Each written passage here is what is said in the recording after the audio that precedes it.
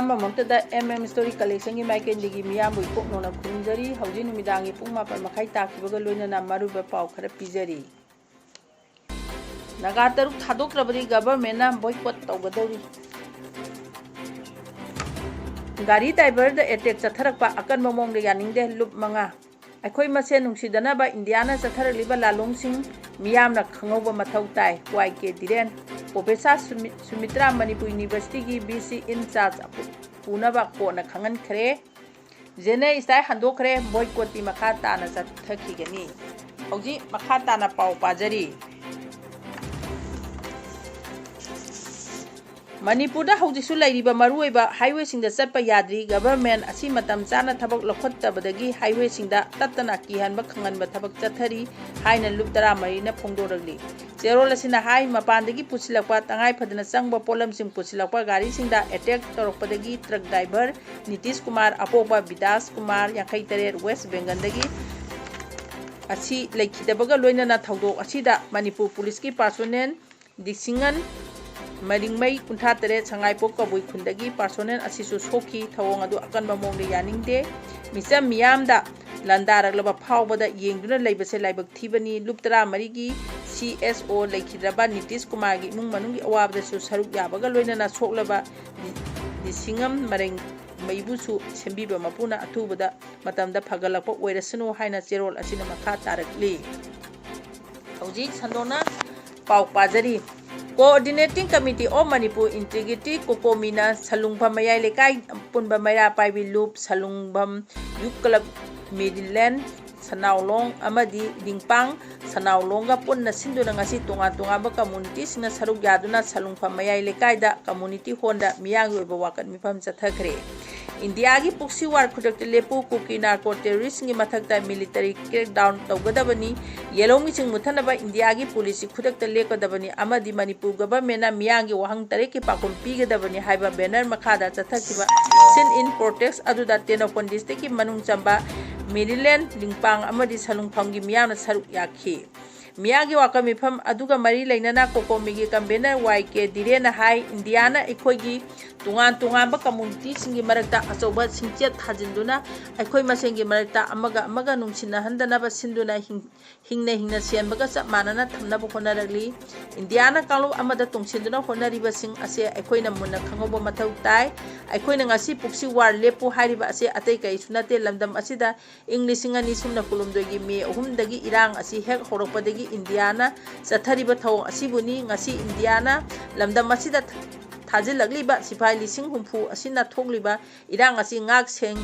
gadaboi ninglami adubu Indiana masing yalaba sipai thajilakliba asidi thoglibi irang asi loisinaba tharakpo oiramdre ngamkhai lansinduna changsilakiba amadi Indiana Puksi Army wena sinariba sing asina singi area singda khunda sinduna leiraga chathariba illegal oiba thabak thawong sing asibu ngak senaba Indiana sipai masing khangna thajilakbani mahangna makhata na hai Manipur asi hanagu maning makhata malaiba ama oigani haiduna lal horiba lalholup singbu namthanaba honabada amadi lamdam sigi unity thugaina ba honarakpada aikoi yellow mi wena laiminariba tungan makangloki fruit singda Indiana hu kapsinduna khaibung tanaba honabada ngamdabadagi nauna changlakpa illegal immigrant sing asida tungsinduna ona tainaba wafam haijinduna ngasidi India gi puksi war asi chatharakibani haibase aikoi mipung khudimana khangdaba yadaba matam adu yawrakle aikoi tungan makanglu singi marakta nungsidana ba akanba khulai paiba khubu ama thololaga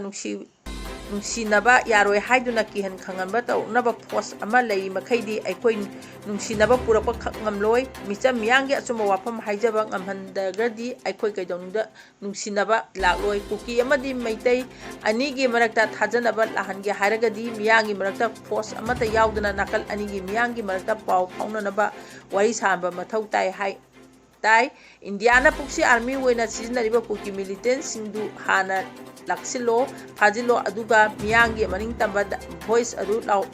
lahonsi matam aduda miyangi thajanaba amadi nungsinaba adu lakani haiki nakalamada chakhoi khongthang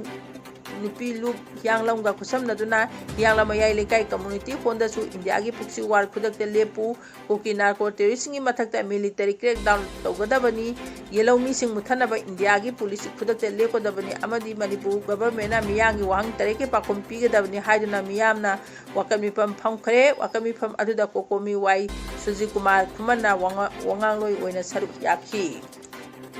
hauji makha tana pau pajari English ngani sumna kulumdegi mi humdegi hauduna lamda masida ngasi pabo chatharlibe irang asina marum oiduna mayum makai tumna mai thadok pikibadagi tungan ba relief camp singda changja phomlogna laiba IDP sing masa masagi memda hanjenduna tang tana khunda leita handi phawba Manipur census pakho handaba haiba yauna punna ware mari laukhre campaign for just and fair delimitation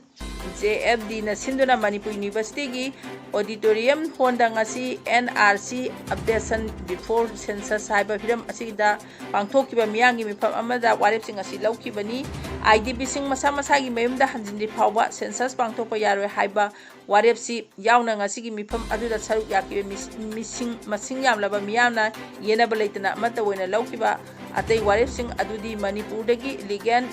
immigrants sing khandoknaba atuba matamda NRC update tawdi makai amadi Manipur da tangdu leitaba phibam ama halakti phawba lengangna August 3 tagi hogani haiduna tharang toriba housing census amadi English ngani sumna kuntereki February gi amadagi pangthokadoriba hariba population enumeration Manipur da pangthokpa yaroi India government amadi Manipur government na lamdam sigi miyangi wakal khongjang sing asi thawoidaduna namduna census pangthoknaba thawra makha tana chatharaglabadi miyangi oiba makhan makha kayagi khongjang changsinanaba pawjen pibani haina lawbaga loinana Manipur gi lomi singi tunglam chat kanjanabagi damakta miyamna kamba khongjang kaya changsingani loinana hauji pangthokani haiduna thawrangliba census power boycott tawrokpagi pibam phirep oirap lawrokpa yai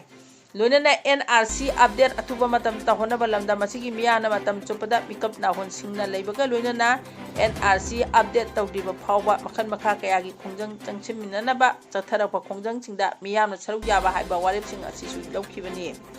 mifam aduda mari leinana JFD gi convener jitenda ningomona hai JFD na lamdam asigi yellow full singi ai phanaba khanduna lamdam asigi mito khandongna ba honabada changsila pa khongjang kaya da aye apan kaya pirakpada natana araba mongda sandokpiba kaya amasuni adum moinama lamdam sigi miyangi ya phanaba gi damta changsila liba khongjang ase hanba leitana ngasi phabo honaduna lagli makha tana so tokpigani amoromda lenga asina lawgadaba thudang sing thadoktrabdi civil society organization sing yauna lamdam asigi miyamna khunai si kanana ba honabada lawrokpa thabak singda thogapibagi mahuta onsina sabi thabak tawbidaba phai aikhogi purup aikoina kanjadana kanana kambigani loinana India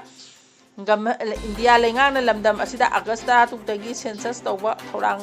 liba asigi mangoina na mitop hana khandongna ba honabada aikoi puna masaru yamina si haina chu jitena ningobana lamdam asigi miyamda apin tawkhi Nitya Professor W Nabakumana moderator moina pangthoki bangasi ki thorom aduda lamdam asida lairiba civil society organization trying to dagi lakwa luching bachina magi oiba mod kaya chu phongdokhi Ebusta asi ana yahon kibado condemn tawi litan ebusta truck driver ama lekhidaba amadi security personnel mamobu aso apan nangan kiba terrorist ki thawang adu akan mamongda condemn tawi haina kokomina thador pasero mana phongdor lagli zero china high chin narcori na chin koki narco terrorist na oiroidaba manglal amada terrorist ki oiba thawang kaya leptana chathari misi mina yawba lobu khongauna raga sahi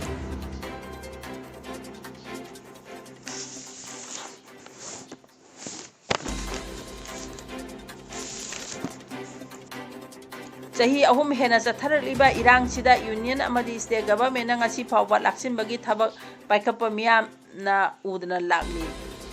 irang asi karamna laksingani misa miyangi punsi amadi lantung ngak sengani haiba hiramda government gi leiriba machinery sing sijinabagi mahuta ngaki oiba wapam phungdokduna leibana lamhen tumhen basingna pamdaba thokdoksin makata na thoholakpa ngambani haibase haimanba tholoi haidi ngasi imphal urkhul lambi gi लितांदा पोचै पुछिलक्पा truck driver अमदी टेररिस्टना चथरिबा एबुस्ता truck driver west बेंगोलदगी Nitish Kumar driver 53 अपोपा विदास कुमार लेखिदबा अमदी सिक्योरिटी पर्सोनेल संगाइपो कबुइखुल दिसिंगम मरिंगमई 35 अपोपा मैखिंथिंग असोक अपन नंहनखिबगी थौदो असिदा ताकलिबदी सिक्योरिटी कंबोइना ngak सेंदुना पोचै पुसिलगलिबा ड्राइवर सिंह साफद्रे हाइबनी हौकिबा थाखरगी ममांगदे इरांग थोकिबा सिक्योरिटी पर्सोनेल सिंगना चेक्सिनना ngak सेलिबा लंबी असिदा कमदौना असिगुंबा एम्बुश असि टेररिस्टना चथबा ngamkibano मफम असिदा ड्यूटी तारिबा सिक्योरिटी पर्सोनेल सिंगी मथक्ता गवर्नमेंटना करी करम एक्शन लखटकदौरी इंटेलिजेंस फेलर लेखरे हायरगा अदुमक तोकदौरिबरा हाइबसे मियाना हंगवा याबा वाफमनी हायरे